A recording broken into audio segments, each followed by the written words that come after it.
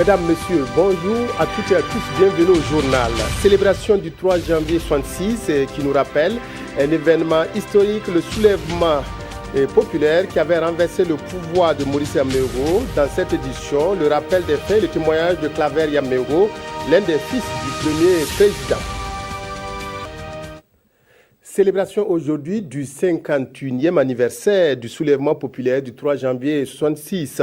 Les syndicats qui étaient en première ligne il y a un demi-siècle de cela se sont retrouvés ce matin à la Bourse du Travail à Ouagadougou. Une conférence publique a marqué cette célébration. Son thème, leçon du soulèvement populaire et historique du 3 janvier 1966 pour la défense des acquis de l'insurrection populaire et de la résistance héroïque au putsch. Reportage Kosun Koulibaly, Oumar Zombré. C'est un saut dans l'histoire des luttes pour la démocratie qui est fait ici à travers cette conférence publique organisée par l'ensemble des forces syndicales du Burkina Faso.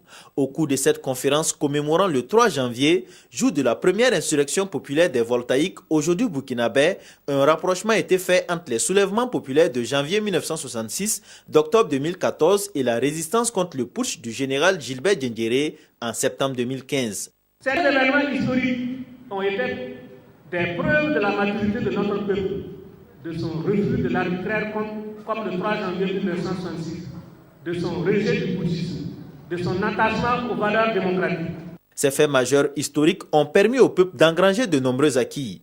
Au nom des acquis généraux, on peut noter entre autres la prise de conscience du peuple, la liberté de presse, la rouverture des dossiers de crimes de sang et économiques.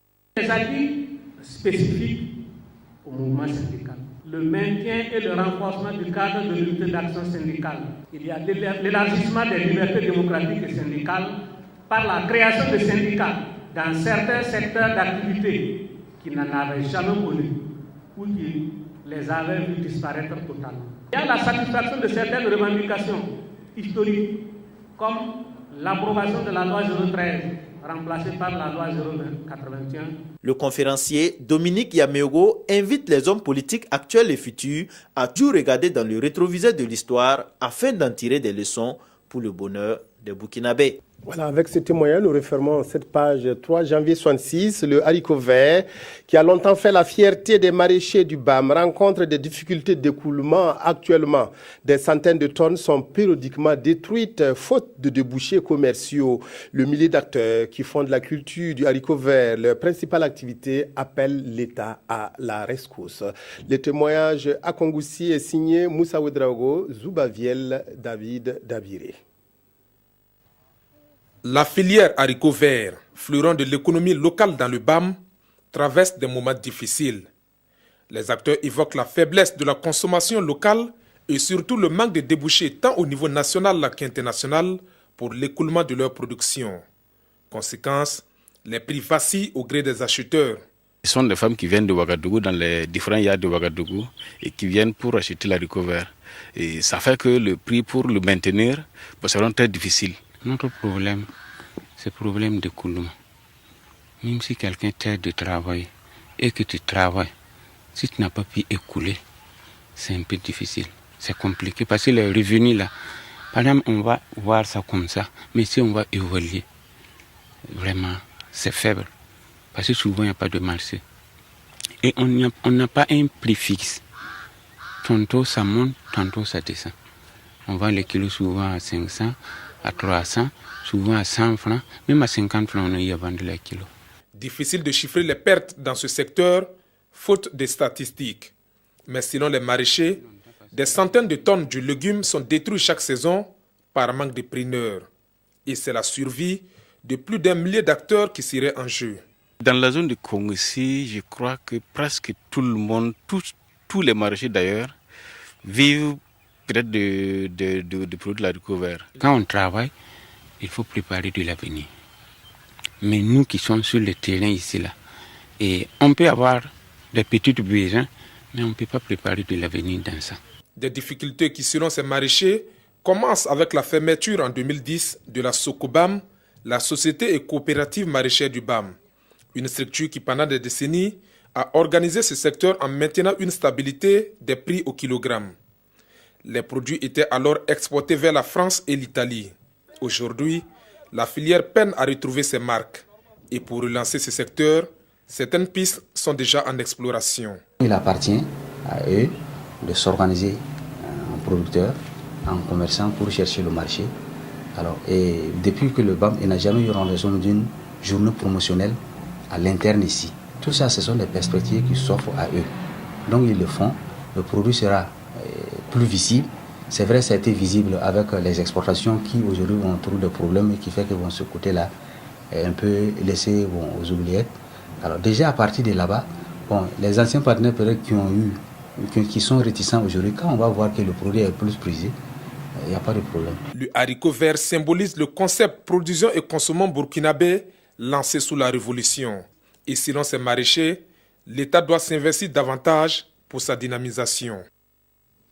Bel exemple de dialogue interreligieux instauré entre musulmans et catholiques du Burkina. Hier, une délégation de la communauté musulmane a rendu une visite de courtoisie au cardinal Philippe Ouédraogo. Échange de vœux du nouvel an entre les deux communautés pour renforcer la cohabitation pacifique entre elles et combattre par la même occasion tous les extrémismes. Amadou Ilboudo, Yolan Lompo, reportage. La communauté musulmane chez le cardinal Philippe Ouédraogo. Elle dit être venue lui présenter de vive voix ses vœux les meilleurs pour la nouvelle année ainsi qu'à l'ensemble de la communauté catholique. Et ses poignées de main en disent long sur la parfaite harmonie qui règne entre les deux communautés. Depuis très longtemps, la communauté musulmane entretient ses relations de proximité avec l'Église catholique. Elle est toujours présente aux côtés de la communauté musulmane chaque fois que nous avons les grandes fêtes de Tabaski, de Ramadan et bien d'autres occasions où nous célébrons ensemble. Donc, c'est dans le respect des religions, il est de bon ton que nous puissions se donner ces vœux, nous saluer de façon réciproque. L'islam, c'est la paix. La recherche de la paix, la recherche vraiment de Dieu. Nous donnons la main pour éloigner davantage ceux qui pensent que les attentats, ce sont des choses de l'islam. C'est totalement différent et c'est très loin de l'islam. Pendant une heure d'horloge, les deux délégations ont échangé sans langue de bois et entendent perpétuer cette tradition pour une cohabitation pacifique. Tradition respectée dans le Yatenga où le roi a organisé le rituel du Nabit Kyugu, où le Naba est allé à la lune quelques jours en brousse pour se mettre en relation avec les ancêtres pour leur demander protection et abondance pour son royaume. Le premier jour de l'an, Naba Kiba a regagné son palais dans une ambiance festive. Awayugia, Irénée, Kabore et Moussaki. Le roi du Yatenga, Naba Kiba, vient d'achever son rituel, le Naba Yikigu, qui signifie le Naba est allé à la lune. Une semaine passée hors du palais pour communier et demander bénédiction aux ancêtres pour sa population, le garant de la tradition des Yartse reçoit ici, dans cette brousse, salutations, hommages des notables et autres personnes. Depuis ma naissance, on quitte le palais pour une semaine ou bien 9 jours, ça dépend de la ligne. Si on quitte le palais, on vient ici, on reste. Si on ne voit pas la ligne, on ne rentre pas. C'est la coutume que les prévoit comme cela. Sur le chemin du retour au palais, les Amazones sont en file indien devant le roi. Les griots rendent hommage au 39e roi du Yatenga qui de temps à autre adresse des salutations à la population. On souhaite une longue vie au roi. Que Dieu bénisse le Burkina Faso. Que la main de Dieu soit toujours avec le Burkina Faso. Je rends grâce à Dieu pour le retour du roi dans son palais, tout en formulant mes vœux de santé et de bonne saison agricole. Une fois au palais donc, Naba Kiba peut ressortir pour présenter ses vœux de nouvel an au gouverneur du Nord et aux autorités provinciales. Le Naba Yikigu s'exécute en fonction du cycle lunaire car l'apparition de la nouvelle lune ne doit pas trouver le roi au palais. Les finalistes de la 7e édition du Ouistiti d'Or sont connus. 8 humoristes étaient en compétition lors de la première partie. Ils venaient de la Côte d'Ivoire et du Burkina pour se retrouver baptisés Bonne Année. Les 4 finalistes se retrouvent ce soir à la Maison du Peuple pour continuer à distiller la bonne humeur à travers le rire. Les précisions de Roger Bebamba et de Mounira Kéré. Débuter l'année dans la bonne humeur, c'est l'objectif de Bonne Année Ouistiti d'Or 2017.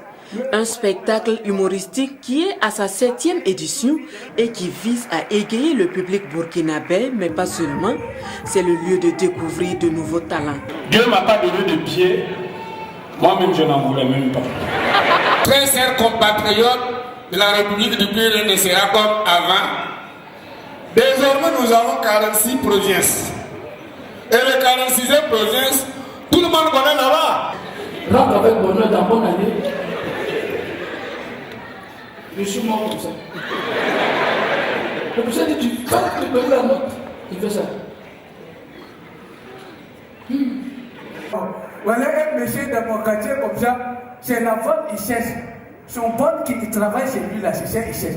A fait déjà, voilà, il se lève sur son lit comme ça, il enlève son caléchon, il enlève son foufou. Il s'en va chez la bonne comme ça. Pour cette édition, 8 humoristes du Burkina et de la Côte d'Ivoire tiennent le public en haleine.